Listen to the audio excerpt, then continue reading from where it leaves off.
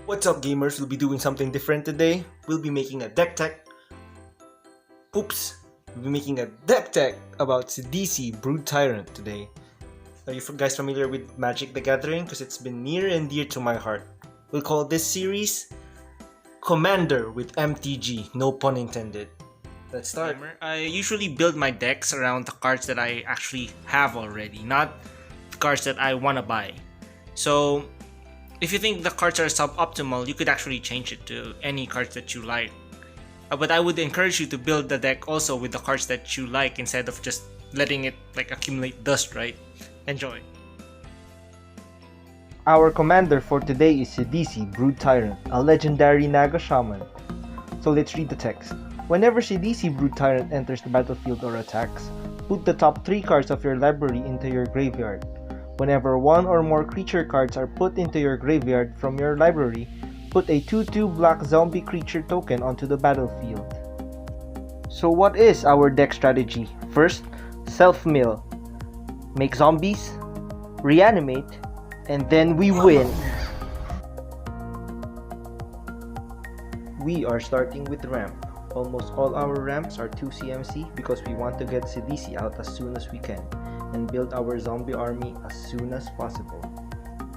We have the Signets, Rampant Growth, Sakura Tribe Elder, Beast Color Savant, Drover of the Might, and Cultivate, all to fix our colors.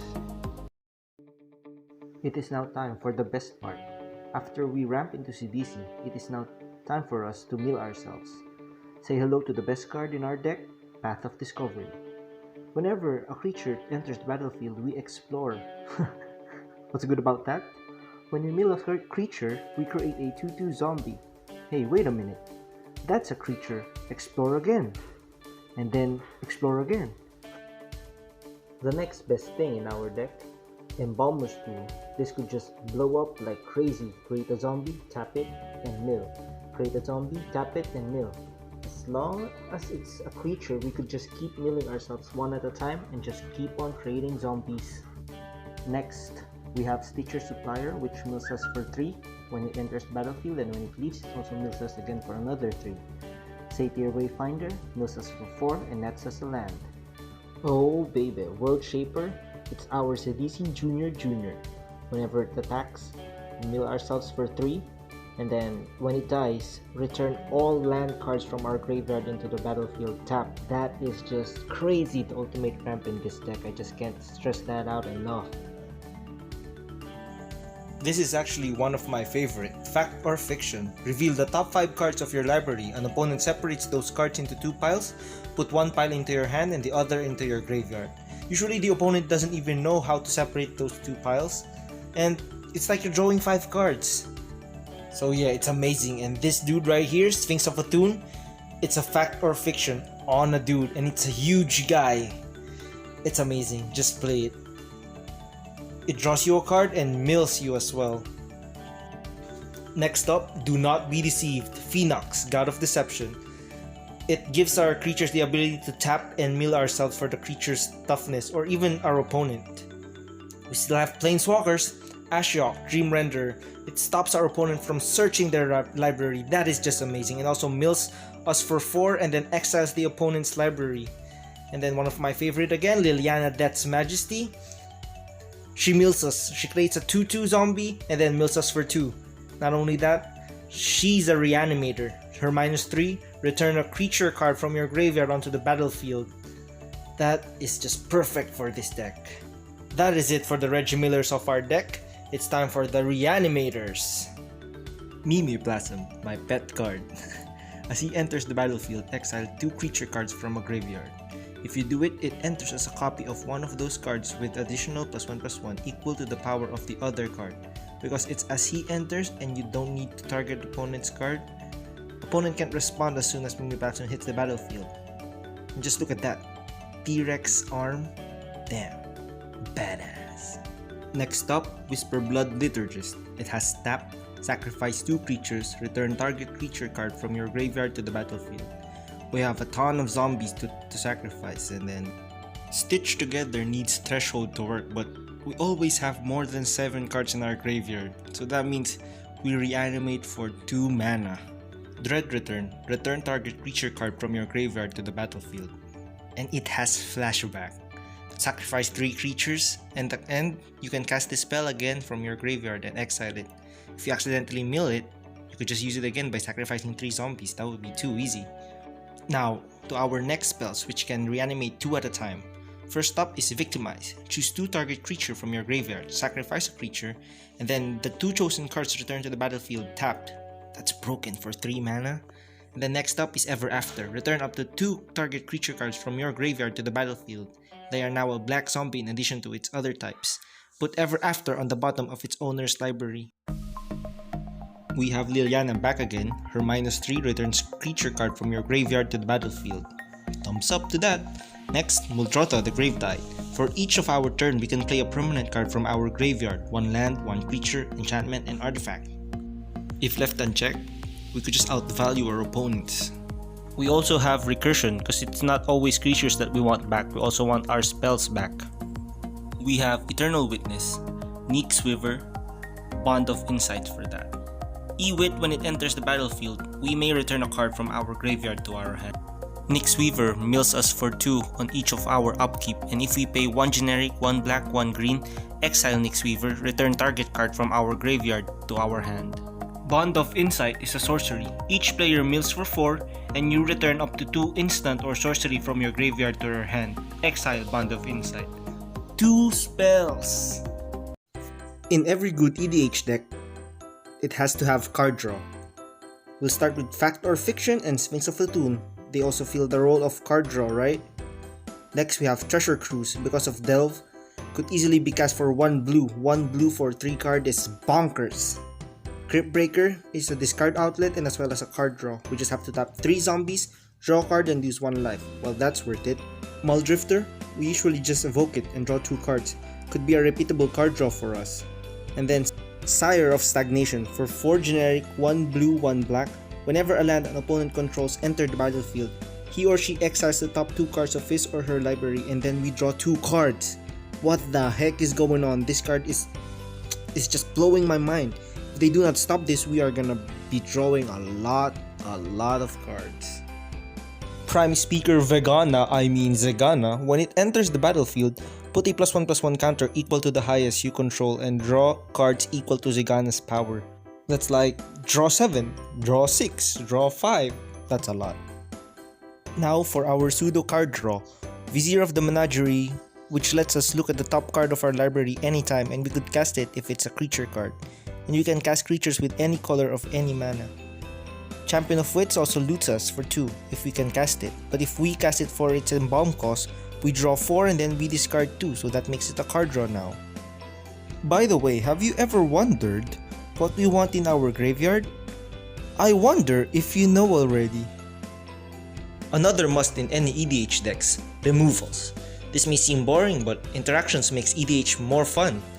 But don't go overboard though. First, our creature removal suite, Fleshbag Marauder, Playcrafter, Merciless Executioner, and Slum Reaper. All players sacrifice a creature. Very easy. Not all threats are creatures, so we also have our non-creature removals like Manglehorn, destroys an artifact, and artifacts opponent controls enter the battlefield tapped. That's amazing. Reclamation Sage, destroys artifacts and enchantments, Acidic Slime, like Rex Sage but can also destroy land. Terastodon, one of my favorite, destroys up to 3 non-creature permanents, so that includes planeswalkers and lands. With the downside that they will get a 3/3 elephant, but for each elephant destroyed this way. Who cares? Side note though, do not destroy lands of other players just because you can. We also have our instant speed removals like Putrefy and Beast Within. Putrefy destroys a creature or an artifact. Options are always good.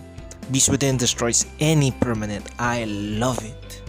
These other 2 are just optional removals because whenever I run blue, I always put counter spells like Countervailing Wind for this deck especially, and Disallow. It's like the best counter spell in my opinion. Only use counter spell to protect your permanents or just protect you in general, or don't just counter somebody else's spell just because you don't like him. Our only board wipe in the deck, Living Death. Because we are the only one who self-mill, we have a higher chance that our graveyard is filled compared to our opponents. That means we could just stomp them. We are now getting into the more juicier part. Next stop, reanimation targets.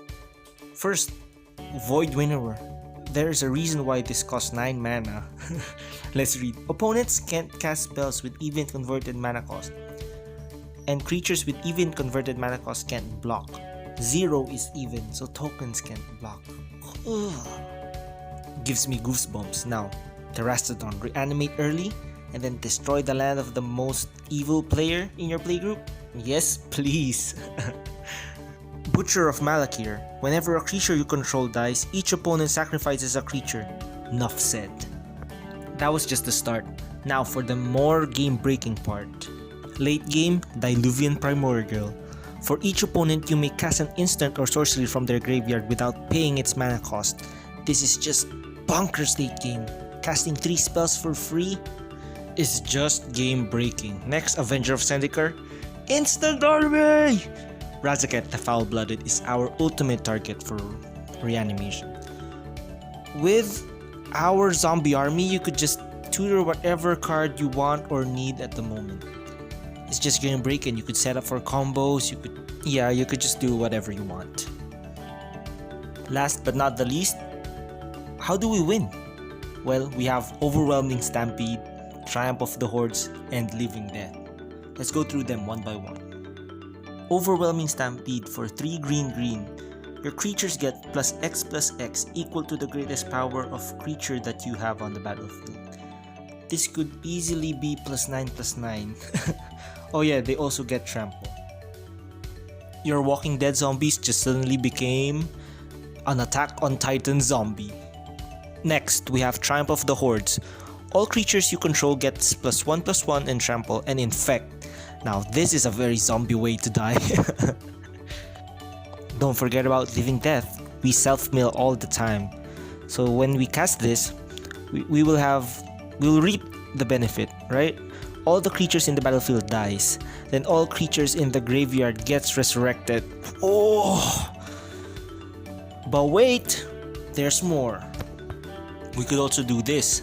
Gerard Golgari Lich Lord plus Apocalypse Demon or Sewer Nemesis.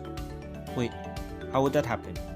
How do we win with this? Gerard has the ability for 1 green and 1 black and 1 generic to sacrifice another creature and deal damage to each opponent equal to the sacrificed creature's power. Apocalypse's Demon is equal to the number of cards in your graveyard. That could easily be 40, 50. It's like instant death for everybody. Scarab God could actually be our alternate win condition, because he could drain our opponents for equal to the amount of zombies that we have on the battlefield with him. And we also get to scry X card as well. That's the synergy is there, so let's do it. Okay, now for our lands. 11 forest, 8 swamps, and 5 islands. We have Evolving Wilds, Command Tower, the bounce lands, Golgari, Simic, and Dimir bounce lands.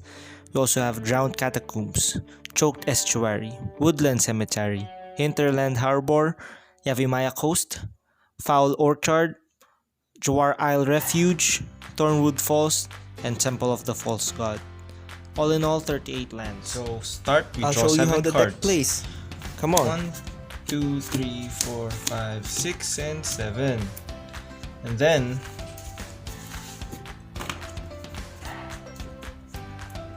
this is a good hand. So we have 3 lands and a ramp. So we could cast Sidisi early. So now, let's start the turn. Draw a card. So we play the tap land first, of course. We gain 1 life. Next turn, untap, draw. We play the forest. Then we'll play Golgari Signet. That means we could cast Sidisi early now. We cast Sidisi turn 3. Untap, draw. Okay, we play an island. Tap, tap, Sidisi. So we mill 3. We mill Terastodon and Razaket. We will put a zombie because there was a creature card that we milled. Untap again or draw for turn. We play the swamp. And then, since we want to be greedy, we could just attack first. Attack Sidisi for 3. Attack trigger. We mill 3. There's another creature, right? So we put it on the graveyard. before you end your turn, you would like to cast Living Death. Okay, good. So all the creatures die, right? And this guy is right here will live. Okay, so let's just say we mill 3 first. Okay, and then Terastodon trigger, Prime Speaker Zigana triggers, we draw 10 cards, it costs 9, and then plus 1, so we draw 10. 6, 7, 8, 9, 10. Okay, we actually draw Overwhelming Stampede now, so it's pretty much over on the next turn. Okay, we just pass turn, untap, well, we discard, right? And then draw. We just play, play an island first. I mean, play a land first. Let's just say you play the swamp. 1, 2, 3, 4, 5. Cast the Overwhelming Stampede. Everybody gets +10 +10 because Zigana is 10 over 10 now. So yeah, GG. I hope you enjoyed the video, and if you like the video, please make sure to like the video and share it, and then don't forget to subscribe. And if you like more of these, please write down the comments down below.